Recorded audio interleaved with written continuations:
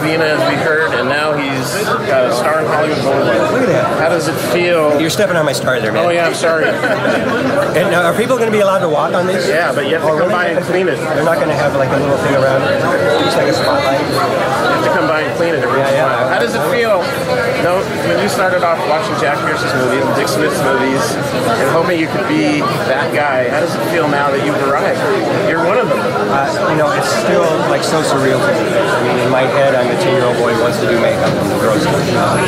That's how I see myself. And to be immortalized in Hollywood Boulevard, and that's,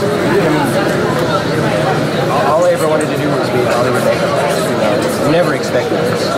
Never expected to be used in the same sense as Dick Smith and Jack Pierce. It's just so surreal. Well, you finally can see that you're one of them. You're in the club with Jack Pierce, Jack Don, and John Chambers and Dick Smith. I guess so. That's just such a trip. Are you done, or are you going to keep giving us monsters in the near future? I probably will keep doing it until I'm stuck in the ground. You will keep going? I think so, yeah. I mean, it's what I do. It's how I have fun. It's how, it's my hobby since I was a little kid. So, even if I'm not doing it in films, I'll be doing it. I'll be making this face. I mean, this is the face I learned makeup on. Many congratulations. Thank you very much. Thank you. We're here with Veronica Baker, Rick Baker's oldest daughter. He has 2 daughters. How exciting is this for you? What does it mean to you and your family? It's so exciting. I'm so proud. I think, he deserves this honor. And I'm just so happy that I get to be here on this special day. When you were growing up in the Baker household, was it all monsters and mayhem, or was it a particularly normal childhood? More normal than you would think. I mean, obviously, I was exposed to more monsters and creatures, gremlins, Bigfoot, as a kid than the average person does. But for us, it was really Halloween was when we went into like full Baker mode because we did something that we could do as a family. So we did stuff like Nightmare Before Christmas, and I was Sally, the Munsters, Wizard of Oz. There's always a little bit of a Baker stuff thrown in. With your career now, you're working for J.J. Abrams, right? Yeah, I work at this production company and an assistant there. Do you have aspirations to make your own mark in the movie business, and what would you like to do most? I like to produce. I want to be in features. I work at a company that has an amazing TV department, but we also do movies, and that's where I'm at now. So yeah, I would like to produce, and we'll see what happens. And as far as your dad, if you could pick one thing, from your dad's career to tell someone, like a young person maybe, who doesn't know anything about Rick Baker, what one thing would you show them? I would just say, my dad's story is so amazing because he decided when he was 10 years old he wanted to make monsters, and at the time that wasn't a thing. There was no school, there was no category at the Oscars. It just didn't exist. And he was lucky enough to have very supportive parents, but not everyone was supportive.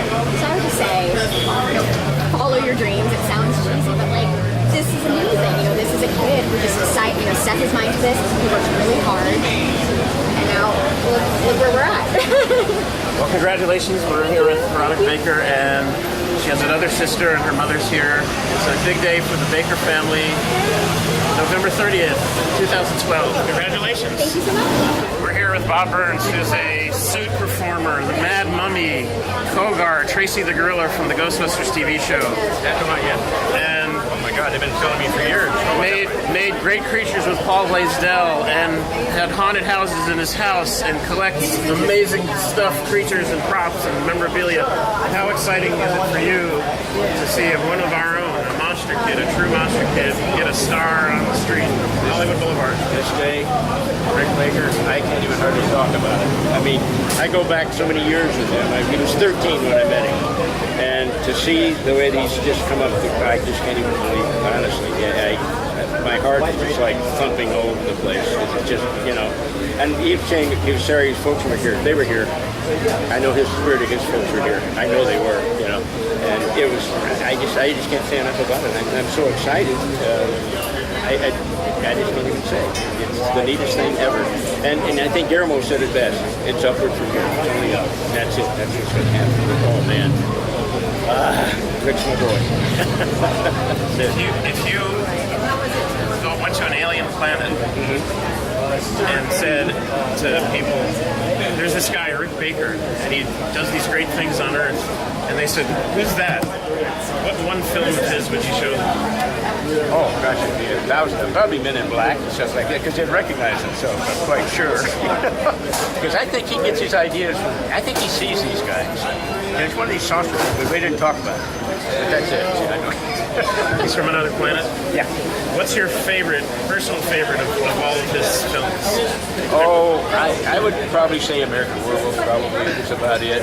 And the makeup stuff, though, in Coming to America. I thought his stuff, the old Jew guy and all that stuff that Eddie did, oh my God. I mean, that wasn't even makeup. That was real. Real. He's the best. I would choose American Werewolf too for one reason. I think it changed the way we saw characters in films. Oh, absolutely. It was a whole new thing. And you have a lot of the American Werewolf props. A lot of them. You have that stuff. How special is it to you that was the first movie to win an Oscar for makeup, an official Oscar? I was thrilled again. Here it's the same thing. And I know Rick was totally just blown away by it. I called him when he got home that night, and he just said, I still can't even believe this happened. He said, I won't know about it 2 or 3 days. He said, I know I won't, you know. I said, Rick, this is just the start. My God, I was right. And I felt right about it. I think it's fair to say, and I told him this, when you mentioned the great names, Lon Chaney, Jack Donnan, Jack Pierce, John Chambers, the Westmores, Dick Smith, it's finally, you've got to say, Rick Baker's one of them. He definitely is. Oh my God, yeah. He's one of the makeup greats. That's all there is to it. I mean, he's in the same category with all of them. Absolutely is. And very deservedly so, too. And Rick Baker, along with people he brought along, such as Rob Bottin and Greg Canham and Steve Johnson, he started a whole industry. So many guys he did start too. And, you know, but he's that kind of guy. I mean, he's very sharing. He's not the kind of guy who says, well, I can't show you how to do this, you know. He does. And these people all respect him. Well, who doesn't respect him? But, I mean, all the guys that have gone on to do their own careers still give all the credit to Rick. We're here with Bob Burns on a rainy day in Hollywood, yes, November 30th. Bob Burns is the original Monster Kid. I think it's fair to say. And I'm old enough. You and Forrest J. Ackerman were the Monster Kids who inspired all the rest of us to do what we do. How does that feel? Pretty good. I mean, if that's the truth. I know Forrest did. I'm not too sure about me, but no, but I love it. That's the truth. Bob Burns, a rainy day in Hollywood. Rick Baker gets his star on Hollywood Boulevard, Walk of Fame. See you later. We're here with David Leroy Anderson. You won 2 Oscars working with Rick. Talk about what that was like and how special it was to get those Oscars with him. You know, as far as special goes within the world of special effects makeup, I don't think there's anything that compares to getting the opportunity to go with Rick on the ride that he took me on. The first one was Nutty Professor, and I was in awe the entire time. I actually just met him prior to that movie. It wasn't like we had this history together. It was an interview, and I passed the interview, and I got the job. And a couple weeks later, I was on set with him and Eddie Murphy, and a few weeks after that, he left me alone on set with Eddie Murphy. And you know, it was just a dream job, and then it culminated in the Academy Award, and the whole thing just kind of happened to me. It felt like, because I was on this roller coaster ride that is Rick Baker, you know. But it taught me everything I needed to know, you know, about professionalism and how to handle yourself on set. I learned a lot. I learned some really valuable lessons that I immediately used on Men in Black with him, and then had the good fortune of going on a nice run with him, and I think I did 4 films in a row. And we're still great friends, and I'm here to support him for this, and couldn't be happier. Also, your father, let's talk about him real fast. Your dad is Lance Anderson, who did films as wide-ranging as The Island of Dr. Moreau and so many others. Yeah. Many stuff. Well, I think he was the dog actually, thing. He puppeted the dog thing in The Thing. He's done tons of stuff. Ghostbusters, he worked in the Ghost Shop. Go ahead. You answer the question, but I'm just asking. I was drawing the connection between Rick and my dad, and that whole thing. I'm here because of my dad and because of Rick. One of my dad's very first opportunities to go on set was for Rick on Thriller, and and it was like right when he got in the union, and I'll never forget it. My dad was coming home after they had been on set all day long and teaching us how to moonwalk and, you know, telling me these great stories of Rick Baker. And so that was his first brush with Rick, and that left a big impression on me. So when I finally went in to meet him, I was really, really nervous. You know, I had this giant You must have been a teenager or a young person when you first went in to meet him. no, when my dad was doing Thriller, I think I was 14 or 15. 83, yeah. No, 16. Okay. And then it was years later, actually, you know, that I actually got to go to Cinovation and do my interview.